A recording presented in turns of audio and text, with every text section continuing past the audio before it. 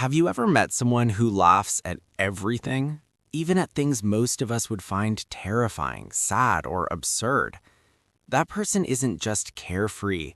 They've survived storms most of us couldn't imagine. Today we're diving deep into the psychology of people who've endured too much and why their laughter, their calm, and their empathy are their superpowers. Stick around because what you're about to hear could change how you see resilience and life itself. And hey, hit that subscribe button now so you don't miss more insights like this. People like this, they're not broken. Their brains aren't malfunctioning.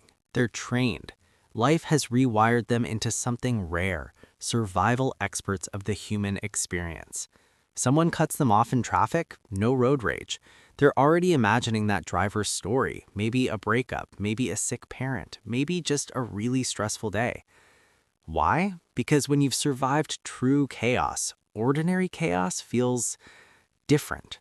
Life's little storms don't scare you, they make you curious. And this isn't just emotional maturity, it's a neurological shift. Their brain constantly scans the world for patterns, threats, and opportunities for kindness. Survivors of trauma often experience something psychologists call post-traumatic growth. Roughly half to two-thirds of people who endure deep trauma don't just bounce back, they grow forward.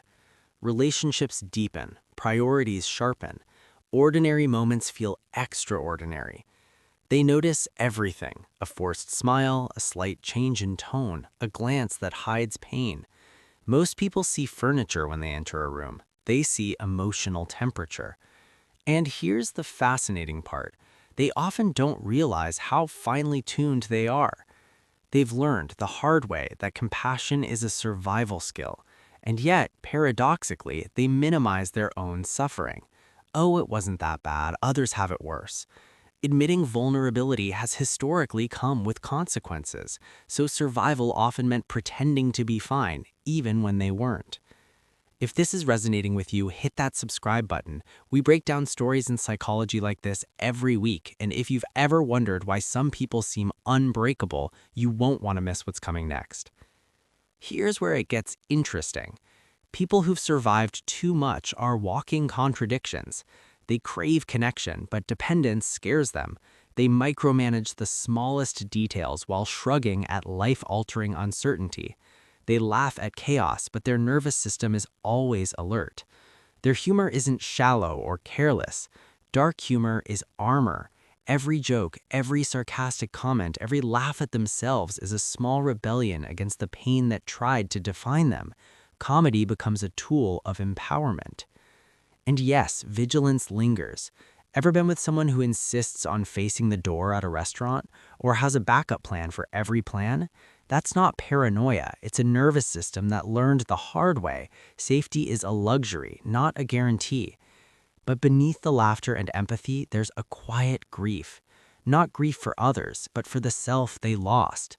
The version who trusted without hesitation. The version who laughed without scanning the room first. The version who lived lightly, freely, without anticipating danger. They grieve the innocence and freedom they never fully got to keep. And yet, that grief doesn't break them. It shapes them. It makes them more intentional, observant, and protective of peace. It teaches them to value safe people because unsafe ones showed them the cost of vulnerability. Another remarkable trait? Adaptability. New job? Sure. Moving across the country? Why not?